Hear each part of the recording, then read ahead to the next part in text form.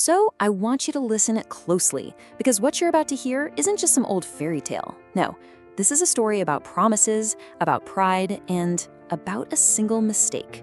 One that could never, ever be undone. Oh, there are so many yummy vegetarian options out there. You could try like lentil soup, veggie burgers, tofu stir fry. The possibilities are endless. All right, let's set the scene. Once upon a time, tucked away in a valley between these whispering forests and rolling green hills, there was this little village. It was so peaceful, you'd think time itself had just forgotten about it. You had this crystal clear river running right through it like a ribbon of silver. Life there? Well, it was simple. It was all about honest work, friendly neighbors you could trust with anything, and that deep, sound sleep you only get when you have a clear conscience. And the real music of the village? That was the sound of children laughing, their little bare feet just drumming away on the cobblestone streets as they played. It was that kind of place, a real haven of trust. Doors were never locked. And fear?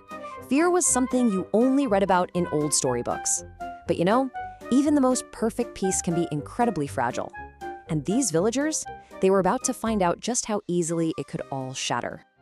It all started on a quiet night, with this low-hanging moon lighting everything up in a soft glow. The whole village was asleep.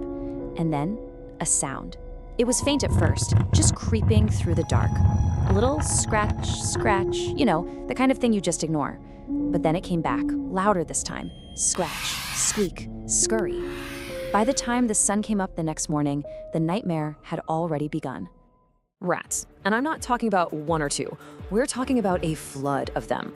What started as dozens quickly became hundreds and then thousands, just pouring out of the forest, swarming the streets like this single giant monstrous thing.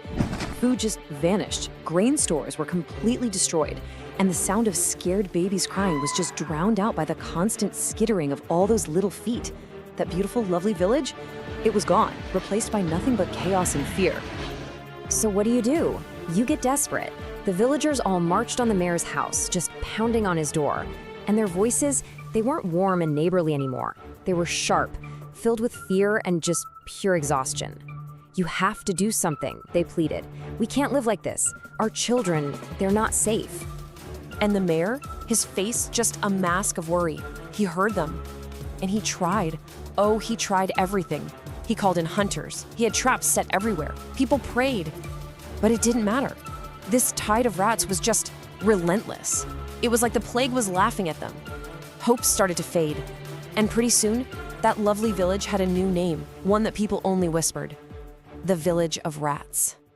And then, just when it seemed like all hope was gone, a stranger walked into the village. It was a bleak afternoon, and he just stood out. He was the splash of color in a world that had turned gray with despair. His eyes were so sharp and bright, and his face was just calm. And on his back, a silver flute was gleaming, like it had its own light, just pushing back against the gloomy sky. He walked right into the village square, and incredibly, the sea of rats just parted for him. "I can solve your problem," he said, his voice completely steady. The mayor, who was just tired and cynical by this point, he just scoffed. "Oh, really? And how are you going to do that when everything we've tried has failed?" But the stranger, he just met his gaze, completely calm, not wavering for a second. "For a price," the stranger went on, "I will get rid of every single rat in this village.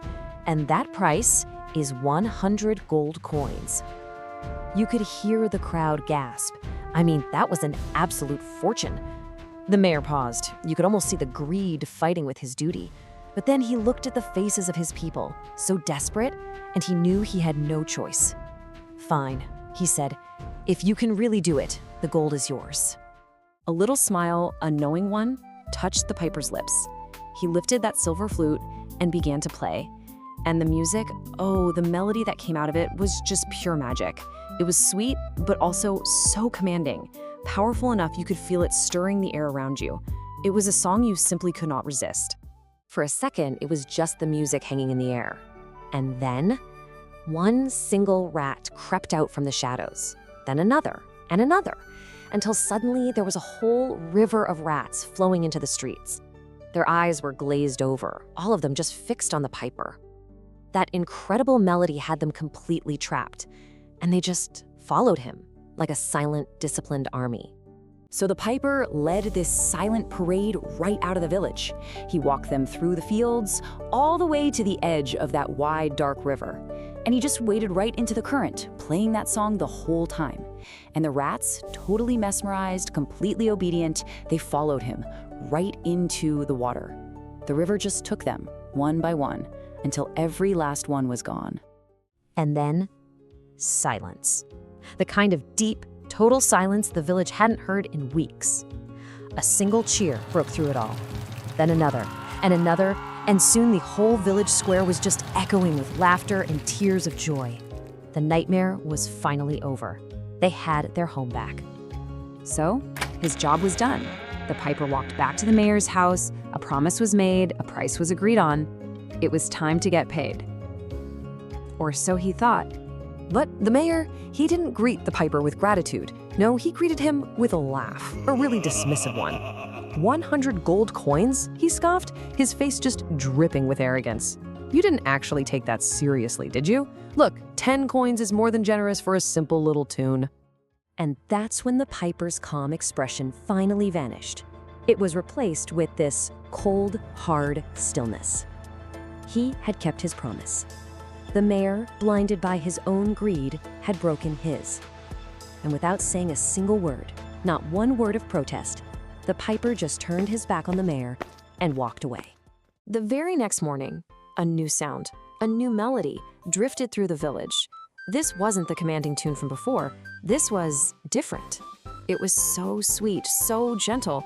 It felt like it was calling to your very soul. And it was a call that only the children could hear. One by one, they started to step out of their homes. Their little faces just lit up with pure, innocent joy. They had these big smiles on their faces. You could hear them laughing, and they just followed that enchanting music. They formed a little line, a procession right through the streets. An innocent version of the grim parade from the day before. At first, the parents just watched. They felt this weird mix of confusion and pride. But then, that feeling curdled.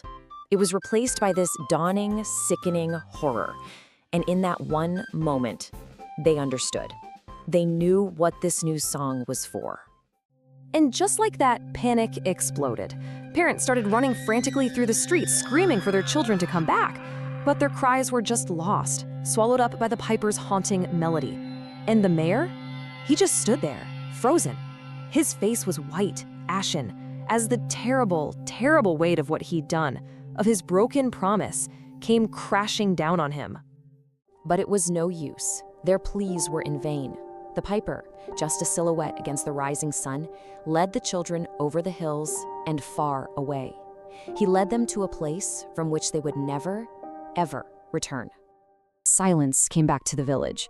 But this was a different kind of silence. It was heavy, suffocating. It wasn't the silence of peace they used to have. No, this silence was filled with the bitter taste of regret and the faint, haunting echo of their children's laughter. No one ever saw the piper again, but his story, it became this chilling reminder, a question that would haunt that village for the rest of time.